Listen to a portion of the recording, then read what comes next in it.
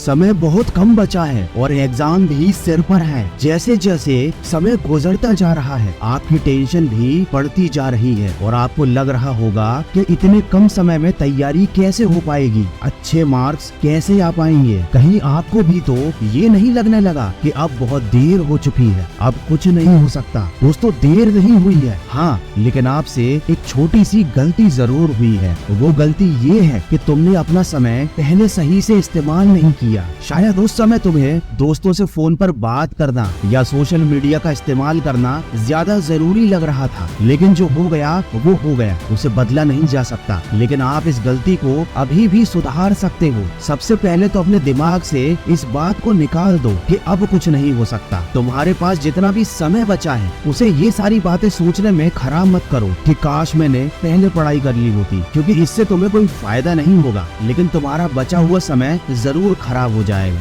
हाँ, लेकिन अब खुद से ये वादा जरूर कर लेना कि जो गलती अभी हो गई है वह आगे आप नहीं दोहराओगे। अब जितना भी समय बचा है उसे दिल से नहीं बल्कि अपने दिमाग से इस्तेमाल करो। सब कुछ पढ़ने की बजाय केवल इम्पोर्टेंट टॉपिक पर ध्यान दो। पिछले सालों के पुराने एग्जाम पेपर्स पर रिसर्च करो, नोट करो कि क्या पढ़ना जरूरी है और क्या पढ़ना अभी जरूरी नहीं है। अपने सिलेबस के हिसाब से हर चैप्टर के इम्पोर्टेंट क्वेश्चंस को याद करना या सॉल्व करना शुरू कर दो। अपने किसी दोस्त को देखकर अपने टारगेट सेट मत करो। इस बात पर ध्यान मत दो कि किसने कितनी पढ़ाई कर ली है। आपको बस एक बात क्लियर होनी चाहिए कि आपको कितना पढ़ना था और आपने कितना पढ़ लिया, क्योंकि अब समय कम बचा है और आपको लगातार पढ़ना पड़ रहा है। तो हो सकता है आपको पढ़ाई करते समय नींद आने लगे, तो 5 मिनट के लिए घर की छत पर टहलने के लिए चले जाना। और इस बात का विशेष ध्यान रखना कि साथ में अपनी किताब जरूर ले जाना और अपने मोबाइल को कमरे में ही छोड़ देना। छत पर खुली हवा में अपनी पढ़ाई को जारी रखना, आपकी नींद भी भाग जाएगी और आपको बहुत अच्छा महसूस होगा। अगर इसी दौरान आपको कोई टॉपिक समझ में नहीं आ रहा है तो उस पर समय खराब बिल्कुल मत करना। उस टॉपिक को एक जगह पर नोट कर लो और अपनी पढ़ाई खत्म होने के बाद उस टॉपिक को समझने के लिए इंटरनेट की हेल्प लो या अपने किसी बड़े भाई बहन या दोस्त से पूछ लो। लेकिन उस टॉपिक के बारे में सोच कर अपना टाइम बिल्कुल खराब मत करना, क्योंकि आपके पास टाइम बहुत लिमिटेड है। देखो, जैसे मोबाइल में गेम खेलते समय जब तक आपका मिशन कंप्लीट नहीं हो जाता, आप किसी से ना बात करते हो, न किसी की बात पर ध्यान देते हो, ना ही मोबाइल से नजरें हटाते हो। ठीक वैसे ही जब तक आपकी पढ़ाई कंप्लीट ना हो जाए आपको अपनी किताबों से ध्यान नहीं हटाना है, फिजूल की बातें नहीं करनी है और ना ही फालतू में मोबाइल चलाना है। याद रखो, लाखों में एक बंदा IAS बनता है, हजारों में एक बंदा अच्छी बॉडी बना पाता है, क्योंकि यह लोग दर्द सहते हैं, तकलीफ सहते हैं, लेकिन इनका फोकस अपने लक्ष्य से नहीं हटता। इनका ध्यान केवल अपने आने वाले रिजल्ट पर होता है। तुम्हारा ध्यान भी अपने रिजल्ट पर होना चाहिए। याद रखो, कितनी तकदीरें बदलनी है तुम्हें, कितनों को रास्ते पर लाना है। अपने हाथों की लकीरों को मत देखो, तुम्हें इनसे भी आगे जाना है। तो बिल्कुल अपना समय खराब मत कीजिए, अभी से पढ़ाई में लग जाइए और ऐसा रिजल्ट लेकर आइए कि सब हैरान रह जाएं। आज की वीडियो में बस इतना ही। मैं मिलूंगा आपसे अगली वीडियो में जो आपके जीवन में सकारात्मक ऊर्जा को भर दे और आपको दिखाए एक सही दिशा।